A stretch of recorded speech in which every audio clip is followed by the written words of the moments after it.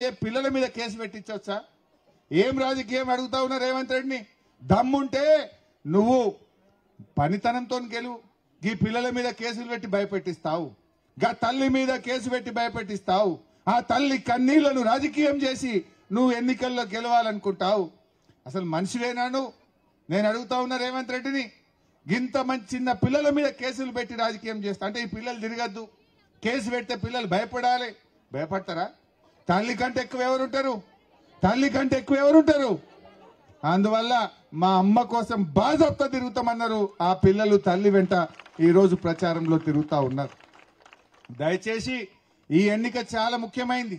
సునీతమ్మకి ఎంత ముఖ్యమో 4 కోట్ల ప్రజలకు కూడా అంతే ముఖ్యం. 4 కోట్ల ప్రజలకు మేలు జరగాలంటే, మన హామీలన్నీ మనం సాధించాలంటే రేవంత్ గట్టిగా బుద్ధి చెప్పాలి. రేపు మేము అసెంబ్లీలో లేచి అడగాలన్నా వద్దా మీకోసం? ఇప్పుడు జూబ్లీ హిల్స్ లో బై ఛాన్స్ ఒక్క మాట అంటున్నా, రేపు తప్పిపోయి కానీ ఆ గుండాగాడ్ ఆయన గెలిచిండనుకో కాంగ్రెస్ ఆయన ఏమంటాడు రేవంత్ రెడ్డి? మేమేమయ్యా నువ్వు అంబేద్కర్ నగర్ గులగొట్టద్దు, హైడ్రా బంద్ చేయన్నామనుకో, అరే నేను గులగొడతా అనగా నాకే ఓట్లేసి బరాబర్ గులగొడతా అనడా? అంటాడా? మేము అడిగితే ఏమంటాడు? నువ్వు మస్తు చెప్పినావు, నువ్వు చెప్పినా నాకే వేసి నేను బరాబర్ గులగొడతాను అనడా? హైడ్రా పెట్టి పేదల బతుకులు ఆగం చేయడా? మరి హైడ్రాలో ఎందుకు పొంగిలేటి శ్రీనివాసరెడ్డి మంత్రి ఇల్లు కూలగొట్టాడు? రేవంత్ రెడ్డి తమ్ముడు గీన్నే పక్కపొండ తిరుపతి రెడ్డి ఇల్లు కూడా నీళ్లలోనే ఉంటది, అది మాత్రం కూలగొట్టాడట. ఆయన తమ్ముంది కూలగొట్టాడట, మంత్రి పొంగులేటిది కూలగొట్టాడట, చీఫ్ విప్ మహేందర్ రెడ్డి ఇల్లు కూలగొట్టాడట, మంత్రి వివేక్ ఇల్లు కూలగొట్టాడట. పేదోళ్ల బస్తీలు, పేదోళ్ల గుడిసెలు మాత్రమే కూలగొట్టాడట. మరి ఇదెక్కడి న్యాయమో అని నేను అడుగుతా ఉన్నా. ఈ అన్యాయాన్ని సహిద్దామా? ఈ అన్యాయాన్ని మనం బలపరుద్దామా? ఈ అన్యాయం ఆగాలంటే, ఈ దగ ఆగాలంటే కాంగ్రెస్ పార్టీకి మనం గుణపాఠం చెప్పాల్సినటువంటి అవసరం ఉంది. బాగా ఆలోచించండి. వాళ్ళు ఒక 6,000 5,000 ఇచ్చి రేవంత్ రెడ్డి ఏమనుకుంటుండట? ఇక పైసలు మస్తు వంచినా మేమే గెలుస్తామంటుండట. పైసలు వస్తే గెలుతారా? పైసలకు మనం అంత మోసపోతామా? మనకు తెలియదా? ఆయనకే చాలాక్తనం ఉన్నదా? ఆయనకే రాజకీయం వచ్చా? చీరలు వంచినా పైసలు వంచినా ఇక నాకే పడతాయి, ఇక నేనే గెలుతా, ఇంకేమన్నా ఉంటే పొద్దుగాల దొంగోట్లు వేసుకుంటాడట. బాగా ఆలోచించండి. రేవంత్ రెడ్డిని కుక్క కాటుకు చెప్పు దెబ్బలాగా ఆయన జిమ్మిక్కులకు మీరందరూ కూడా సమాధానం చెప్పాలని చెప్పి నేను కోరుతా ఉన్నా. ఈ ఎన్నిక చాలా ముఖ్యమైనటువంటి ఎన్నిక, రాష్ట్ర భవిష్యత్తుకు అత్యంత ముఖ్యమైనటువంటి ఎన్నిక. ఇవాళ పిల్లల భవిష్యత్తు, మీ పిల్లలకు ఉద్యోగాలు ఇస్తా అన్నాడు, మాయ మాటలు చెప్పిండు. ఒక్కటే సంవత్సరం 2 లక్షల ఉద్యోగాలు ఇస్తా అన్నాడు. 2 ఏళ్ళ 10,000 కూడా ఇయ్యలే. 2 ఏళ్ళైనా 10,000 ఉద్యోగాలు ఇయ్యలే.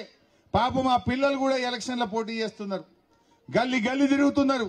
రేవంత్ రెడ్డి మోసం చేసిండు, రేవంత్ రెడ్డిని ఓడగొట్టుండ్రని ఆ నిరుద్యోగ యువకులు ఉస్మానియా యూనివర్సిటీ నుంచి వచ్చి ఇల్లు తిరిగి కాంగ్రెస్ మోసాన్ని, రేవంత్ రెడ్డి మోసాన్ని గడప గడపకు జూబ్లీ హిల్స్ లో చెప్తున్నారు.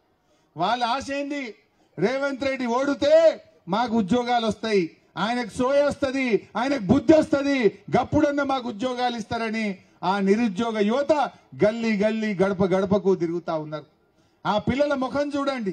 ఆ పిల్లలకు రేపు మీ పిల్లలు కూడా ఉంటారు. రేపు మీ పిల్లలకు కూడా ఉద్యోగాలు రావాలంటే రేవంత్ రెడ్డిని ఓడించాలి. ఆనాడు ఏమన్నాడు రేవంత్ రెడ్డి? కోదండరామ్ గారు, రేవంత్ రెడ్డి గారు వీళ్ళందరూ మమ్మల్ని గెలిపిండి 2 లక్షల ఉద్యోగాలు ఇస్తామన్నారు. వాళ్ళకు మాత్రం ఉద్యోగాలు వచ్చినాయి, మన పిల్లలకు ఉద్యోగాలు రాలేదు. మన పిల్లలు రోడ్డు మీద పడ్డారు, మన పిల్లలకు అన్యాయం చేసిండు.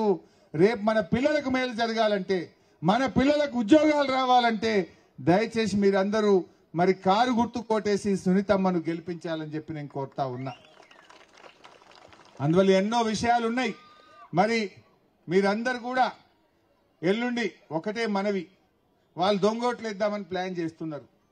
మీరు పోయే వరకే మీరు మధ్యాహ్నం మీరేముంటారు? మా అక్క చెల్లెలు పొద్దుగా లేచి మంచిగా తయారై ఇంట్లో పనంతా చేసుకొని వంట వండుకొని పిల్లలకు సర్దిగట్టి పిల్లల్ని స్కూల్కు తోలి మీ భర్తకు కూడా సర్దిగట్టి మీరు కూడా అన్ని పనులు చేసుకొని మంచిగా తిన్నాక మధ్యాహ్నం 1 గంటకు పోయి ఓటేసుకుందామని మీరు అనుకుంటారు. మీరు 1 గంటకు పోతే వాడు ఎవడో పొద్దుగాలు వచ్చి మీ ఓటేసిపోతాడు. వాళ్ళు దొంగోట్లు వేయించే పనులు ఉన్నారు. అందువల్ల నేను మీ అందరికీ చేతులు జోడించి ప్రార్థిస్తా ఉన్నా, మీరు పొద్దున్నే 6:30కే పోయి ఒక 5 నిమిషాల ఓటేసి వచ్చి పని చేసుకోండి. మన ఓటు మనం వేసుకోవద్దా? మనది ఎవడన్నా దొంగ ఓటు వేసిపోతే ఎట్లా? అట్లాంటి కుట్రలు చేస్తున్నారు. ఓడిపోతామని భయంతో అట్లాంటి కుట్రలు చేస్తున్నారు. దయచేసి షేక్పేట్ అక్క చెల్లెల్లారా, అన్న దమ్ముల్లారా, పొద్దున్నే పోయి మీ యొక్క అమూల్యమైన ఓటుతో ఈ రేవంత్ కు గుణపాఠం చెప్పండి. రేవంత్ కళ్ళు తెరిపియండి. కాంగ్రెస్ ఢిల్లీ దాకా తెలవాలి. ఆ రాహుల్ గాంధీ అంటే పత్తకున్నాడా? అప్పుడు ఏమన్నాడు? ఆటోలో కూర్చొని ఆటోలకు నెలకు 12,000 ఇస్తా అని చెప్పిండు. ఆడ లైబ్రరీ దగ్గరికి పోయి 2 లక్షల ఉద్యోగాలు ఇచ్చే జిమ్మెదారు నాది అన్నాడు. ప్రియాంక గాంధీ వచ్చి రేవంత్ రెడ్డి నమ్మపోతే నన్ను నమ్ముర్రి, మీ ఆడపిల్లలకు స్కూటీలు కొనిస్తా అన్నది, తులం బంగారం ఇస్తా అన్నది, 2,500 ఇస్తాను. ఆమె పత లేకుండా పోయింది, గద్దెనెక్కింది. మళ్ళీ ప్రియాంక గాంధీ తెలంగాణ ముఖం కూడా చూస్తలేదు. రాహుల్ గాంధీ గెలవంగానే ఇక వస్తలేడు, హైదరాబాద్ దిక్కే వస్తలేడు. ఆనాడేమో గాంధీ టోపీలు పెట్టి గాంధీల పేర్లు చెప్పి ఓట్లు దొబ్బిండ్రు. గెలిచినాక గాడ్సేల్ లెక్క మారిపోయింది. మోసం చేస్తా ఉన్నారు. బాగా ఆలోచించండి. ఇవాళ ఢిల్లీకి కూడా తెలవాలి. राहुल गांधी को भी मालूम होना यहाँ क्यों हारे जुबली हिल्स में बोले तो तुम जितने भी वादा करे पूरा वादा तोड़ने से जुबली हिल्स के पब्लिक तमाम तेलंगाना के आवाम कांग्रेस पार्टी को सबर सिखाया है। उनको दिल्ली में मालूम होना, गली में जुबली हिल्स गली में आपके वोट से लात मारे तो दिल्ली में राहुल गांधी को लगना चाहिए। వాళ్ళకి ఢిల్లీలో అర్థమైతేనే అప్పుడు ఏదన్నా మనకు మంచి జరిగేటువంటి అవకాశం ఉంటుంది. బాగా ఆలోచించండి. ఎన్నికల దగ్గరికి వచ్చినాయి.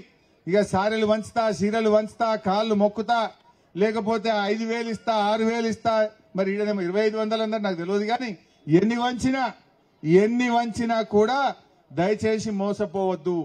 ఓటు అమ్ముకోవద్దు. ఓటు విలువైనది.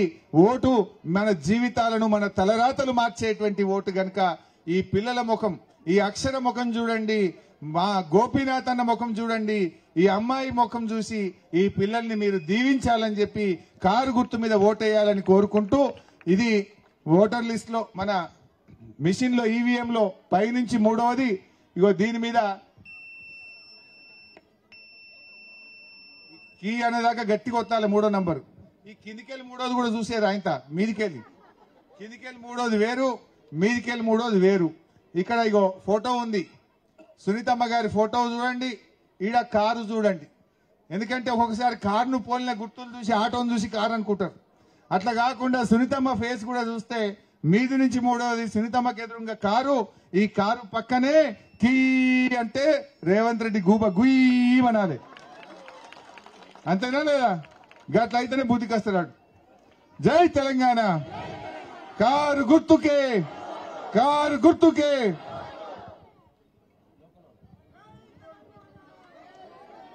అమ్మా ఇప్పటిదాకా